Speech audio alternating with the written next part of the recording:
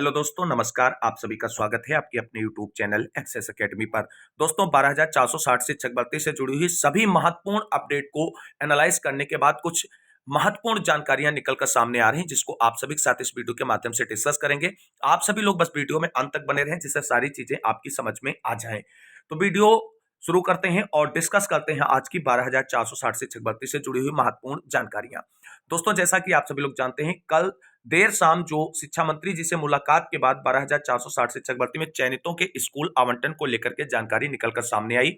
उसने लगभग सभी 5,000 प्लस चयनित भाई बहनों को डिप्रेस्ड किया है, परेशान किया है, क्योंकि वो सभी जल्द से जल्द स्कूल आवंटन का इंतजार कर रहे थे और उन्हें उम्मीद थी कि जल्द से जल्द विभाग की तरफ से स्कूल आवंटन से संबंधित कोई विज्ञप्ति जारी की जाएगी और हम सभी का स्कूल आवंटन कर दिया जाएगा। लेकिन हुआ दोस्तों उसके विपरीत। कल मोहित द्विवेदी की तरफ से शिक्षा मंत्री जी से मुलाकात की गई। शिक्षा मंत्री जी का स्टेटमेंट आता है कि भर्ती पर स्टे है। उसके बाद जब मोहित द्विवेदी कहते हैं सर स्टे नहीं, स्टेटस क्यों है, केवल वैकेंट सीट के सापेक्ष में, तो कहते हैं आप ही की भर्ती पर कार्रवाई के लिए विभाग तैयारियां कर रहा है और स्कूल आवंटन पर आगे कार्रवाई सुनिश्चित की जाएगी। दोस्तों, इससे एक चीज स्पष्ट होती है कि बेसिक शिक्षा मंत्री संदीप सिंह जी को बिल्कुल क्लियर कट जानकारी 12,460 शिक्षक भर्ती के बारे में नहीं है। यह पॉइंट यहां पर बिल्कुल क्लियर है, क्योंकि अगर उनको क्लियर कट जानकारी होती तो वो स्टे के बजाय स्टेटस क्यू शब्द का मेंशन करते अपने स्टेटमेंट में। लेकिन उन्होंने स्टे शब्द का मेंशन किया है। इसका मतलब है कि जो सुप्रीम कोर्ट में मामला है और जो स्कूल आवंटन संबंधी जानकारियां हैं वो संदीप सिंह जी को टोटली नहीं है। तो अब क्या है? अब दोस्तों, जब बेसिक शिक्षा मंत्री संदीप सिंह जी को कोई भी विस्तृत या स्पष्ट जानकारी नहीं है 12,460 शिक्षक भर्ती के चयनित साथियों के स्कूल अलॉटमेंट को लेकर के, तो फिर जानकारी किसे है? दोस्तों, इस भर्ती में एक चीज आप सभी ने देखा होगा, चाहे फर्स्ट काउंसलिंग हो चाहे सेकंड काउंसलिंग हो, सारी चीजें ऑल इन ऑल जो है सचिव प्रताप सिंह बघेल जी रहे हैं, क्योंकि उनकी तरफ से जिस तरीके से कार्रवाई की गई है केवल और केवल सर्वे सर्वा के रूप में की गई है। चाहे काउंसलिंग कराना हो, चाहे नियुक्ति पत्र वितरण संबंधी दिशा निर्देश हो या आगे की कार्रवाई को लेकर के कोई भी दिशा निर्देश हो, जिस तरीके से आनन फानन में आदेश निकाले गए, आनन फानन में कार्रवाई सुनिश्चित की गई, उसी तरीके से आप लोग समझ सकते हैं कि इस भर्ती में अगर कोई सर्वे सर्वा है वो है सचिव बेसिक शिक्षा परिषद प्रताप सिंह बघेल जी। और उनके पास हर एक पॉइंट की जानकारी है। या तो वो जानकारी छिपा रहे हैं या तो वो हम लोगों को मिसलीड कर रहे हैं, क्योंकि हम लोग जब जनप्रतिनिधियों के पास जाते हैं, ज्ञापन सौंपते हैं, फोन कराते हैं, तो वहां पर जो रिस्पांस उनकी तरफ से दिया जाता है भर्ती से रिलेटेड, वो पॉजिटिव दिया जाता है। और कभी सचिव सर ने यह नहीं स्पष्ट कहा है कि भर्ती पर सुप्रीम कोर्ट की स्टेटस क्यू की वजह से दिक्कत है और इसलिए आपका स्कूल अलॉटमेंट नहीं होगा। हमेशा वो ये कहते हैं कि आप सभी लोगों के मामले पे जल्द कार्रवाई सुनिश्चित की जाएगी, विभागीय कार्रवाई जो है आगे जारी है। अब आप सभी साथियों को बता दें, सुप्रीम कोर्ट की तरफ से जब स्टेटस क्यू जारी किया गया, अगर उसकी वजह से दिक्कत थी तो सचिव सर को ऑफिशियल विज्ञप्ति जारी करना चाहिए था, जिससे सभी चयनित साथी तो संतुष्ट हो जाते कि मामला सुप्रीम कोर्ट में चला गया है और सुप्रीम कोर्ट से कोई भी डायरेक्शन आने के बाद ही हम सभी चयनित साथियों का स्कूल अलॉटमेंट होगा। इससे क्या होता दोस्तों कि जो साथी हमारे अपने जीवन यापन के लिए कोई भी रोजगार कर रहे थे, जिसको नियुक्ति पत्र पाने के बाद बंद कर दिया है, नौकरी कर रहे थे छोड़ दिया है, कम से कम वो अपने जीवन यापन की आजीविका कमाने के लिए वो कार्य करते रहते। और जब सुप्रीम कोर्ट का आदेश आता, जो भी डायरेक्शन जारी होती स्कूल आवंटन को लेकर के, उसके अकॉर्डिंग आगे की जो प्रक्रिया होती उसमें वो सारे साथी पार्टिसिपेट करते। तो जो विभाग की तरफ से और सचिव सर की तरफ से जो ये विज्ञप्ति नहीं जारी की गई है स्कूल आवंटन से रिलेटेड किसी भी तरीके के, ये सबसे ज्यादा परेशान करने वाली बात है चयनित साथियों को। और इसके लिए आप सभी साथियों को बता दें, एकजुट होकर के सभी साथी एससीईआरटी पहुंचे, सचिव सर से स्पष्टीकरण जरूर करें, क्योंकि सारी चीजें अब आप सभी को बता दें सचिव सर को ही इस भर्ती से रिलेटेड कंफर्म मालूम है, बाकी किसी तीसरे व्यक्ति को नहीं मालूम है। तो ये चीजें आप सभी लोग समझ लें। स्कूल आवंटन को लेकर के जो चीजें बन रही हैं वो स्पष्ट संकेत कर रही हैं कि आप सभी चयनितों के स्कूल आवंटन में डिले होगा और इसको लेकर के विभाग मौन है। विभाग की चुप्पी तोड़नी होगी, तभी हम लोगों को सारी चीजें क्लियर कट पता चल पाएंगी। तो स्कूल आवंटन को लेकर के विभाग को जगाना बहुत ही जरूरी है, लेकिन साधन और तरीके वो सही होने चाहिए विभाग को जगाने के लिए। अदरवाइज आप सभी को बता दें, स्कूल आवंटन के लिए आप सभी का इंतजार काफी लंबा हो सकता है। चयनितों को स्कूल आवंटन होगा या नहीं होगा, ये भी एक संशय है। तो आप सभी साथियों को बता दें, 12,460 शिक्षक भर्ती में जो चयनित साथी हैं जिनको नियुक्ति पत्र मिल चुका है, उनका स्कूल अलॉटमेंट होगा, लेकिन सुप्रीम कोर्ट और सरकार की कृपा दृष्टि पर होगा। अगर सुप्रीम कोर्ट में मामला जाने की वजह से स्कूल आवंटन की प्रक्रिया रुकी हुई है तो अब इसमें आप सभी साथियों को बता दें, किसी भी टीम को अपना एडवोकेट उतारने की जरूरत नहीं है, क्योंकि इस मामले में आप सभी लोग जानते हैं अर्चना राय की याचिका की वजह से सब कुछ लंबित हुआ है और उसने केवल और केवल पार्टी राज्य सरकार को बनाया है। अब राज्य सरकार के ही हलफनामे से, जवाब से सुप्रीम कोर्ट संतुष्ट होगा तो आप सभी के लिए डायरेक्शन जारी किया जाएगा। अदरवाइज आप सभी को बता दें, मामला जो है कोर्ट में पहुंचने के बाद कोर्ट लंबा खिंचने वाला है।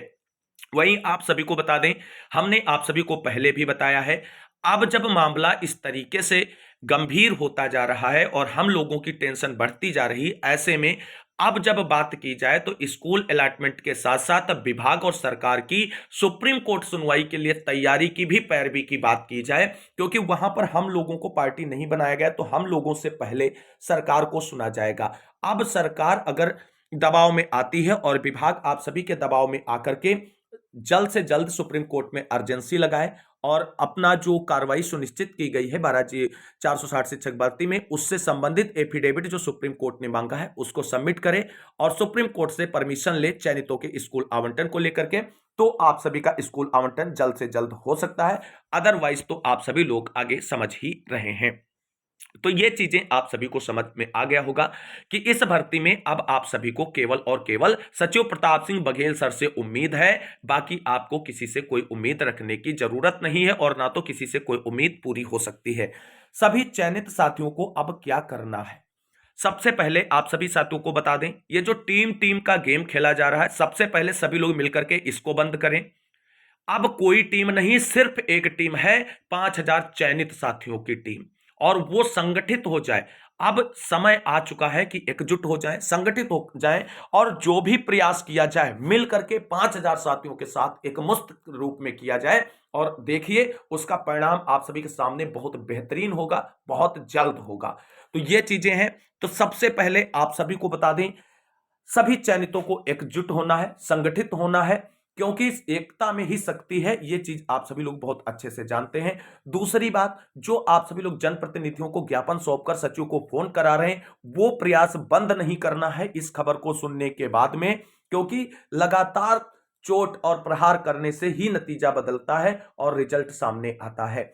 दूसरी बात आप सभी को बता दें, हमने बहुत पहले एक वीडियो में बोला था कि इस समय केवल और केवल 2 लोग इस भर्ती को पार लगा सकते हैं। चयनितों को नियुक्ति पत्र के साथ साथ स्कूल अलॉटमेंट जो है वो उनका हो सकता है। उसमें एक है सचिव प्रताप सिंह बघेल और दूसरे हैं माननीय मुख्यमंत्री योगी आदित्यनाथ जी। अब आप सभी चयनित साथियों को एक रणनीतिक तरीके से मिलकर एकजुट होकर के प्रयास करना है। अगर आप बटे रहे तो ये सोच लीजिए नियुक्ति पत्र आपके हाथ में केवल एक कागज का टुकड़ा मात्र रह जाएगा और देखते रहना आने वाले कुछ समय तक कि यह हमको नियुक्ति पत्र मिला था, स्कूल आवंटन नहीं हुआ था।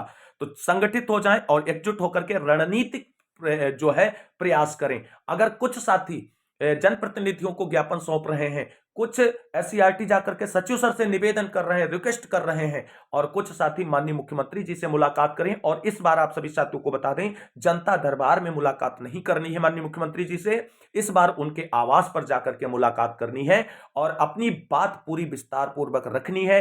खासकर बहनें जरूर साथ में जाएं, जिससे आप सभी का मामला बहुत अच्छे तरीके से रखा जा सके, क्योंकि आप सभी की नौकरी और आप सभी को अब प्रयास करना है, किसी टीम के भरोसे नहीं बैठना है। अगर आप सभी को बता दें, बात आती है कि धरना प्रदर्शन किया जाए कि ना किया जाए, धरना प्रदर्शन सबसे अंतिम विकल्प होना चाहिए। अगर आप सभी की बात नहीं बनती है तो धरना प्रदर्शन भी किया जा सकता है, लेकिन सर्वसम्मति से कोई भी डिसीजन बड़ा लिया जाए, सर्वसम्मति से लिया जाए और इसके लिए एकजुट होकर के प्रयास किया जाए। तो ऐसा नहीं है कि आप सभी को स्कूल अलॉटमेंट नहीं होगा, बिल्कुल होगा दोस्तों, क्योंकि अभी तक जितने भी अधिवक्ताओं के माध्यम से जानकारी प्राप्त की गई है सुप्रीम कोर्ट के आदेश पर, तो ये चीजें निकलकर सामने आई हैं कि स्कूल आवंटन पर सुप्रीम कोर्ट के स्टेटस क्यू की वजह से कोई रोक नहीं है। यानी अब अगर विभाग और सरकार चाहे तो आपका स्कूल आवंटन हो सकता है। बाकी अगर दबाव बनाने में हम लोग कामयाब हुए, सही तरीके से प्रहार करने में कामयाब हुए, तो जल्द से जल्द हम लोगों को सफलता मिल सकती है। और अगर कोर्ट के सहारे रहे तो मामला आप सभी लोग पीछे देख ही आए हैं, उसमें हमें कुछ कहने की जरूरत नहीं है।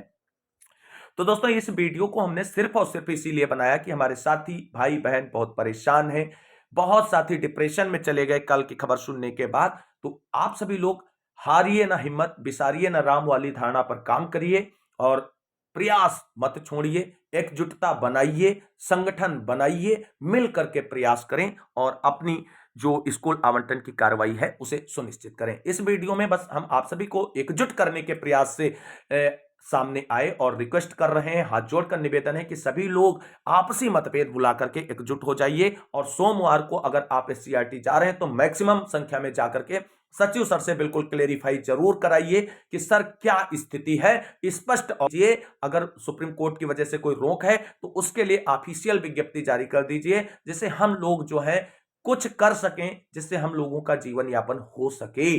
तो चीजें जब आप रखेंगे, उम्मीद है कि उनकी तरफ से कोई ना कोई उचित कार्रवाई देखने को मिलेगी। बाकी सुनी सुनाई बातों पर विश्वास ना करें, प्रयास हर व्यक्ति को करना है, नौकरी सबकी है, सबको स्कूल चाहिए, सब अध्यापक बनने के लिए तैयार हैं, तो प्रयास भी सभी का होना चाहिए। आप सभी के लिए छोटा सा एक प्रयास हम फिर करने जा रहे हैं और मंडे को अगर देखते हैं, माननीय केंद्रीय गृह राज्य मंत्री श्री अजय मिश्र टेनी जी आवास पर अपने होते हैं होम डिस्ट्रिक्ट में, तो उनसे मुलाकात करते हुए आपसे भर्ती से रिलेटेड, स्कूल आवंटन से संबंधित ज्ञापन सौंपकर सचिव सर को, बेसिक शिक्षा मंत्री संदीप सिंह जी को फोन कराएंगे और माननीय मुख्यमंत्री जी को लेटर पैड भी प्रेषित कराने का प्रयास करेंगे, बशर्ते उनसे मुलाकात हो जाए मंडे को हमारी और बात हम उनसे अपनी रख सकें। क्योंकि एक बार हमने प्रयास किया है, इस बार फिर प्रयास करेंगे। लेकिन दोस्तों कोई प्रूफ मत मांगना, क्योंकि हम प्रूफ नहीं देंगे, क्योंकि हम फोटोबाजी में विश्वास नहीं करते हैं और हम आप सभी लोगों के लिए इतना प्रयास मंडे को अवश्य करेंगे। उसके लिए बात कर ली गई है, जैसे वो अपने होम डिस्ट्रिक्ट आवास पर आते हैं उनसे मुलाकात करेंगे एक बार फिर से और एक बार फिर से छोटा सा प्रयास करेंगे आप सभी की स्कूल आवंटन को लेकर के। तो उम्मीद करते हैं जो चीजें हमने आप सभी के साथ डिस्कस की वो अच्छी लगी होंगी। अगर अच्छी लगी तो एकजुट हो जाइए, प्रयास करते रहिए, लोहा गर्म हो हथौड़े से प्रहार करिए, विस्तार करिए और अपनी नौकरी लीजिए, स्कूल आवंटन कीजिए। तो बस इतना ही कहना चाहते हैं इस वीडियो में कि संगठन बनाए रखें, एकता ही आपकी जीत का आधार बनेगी।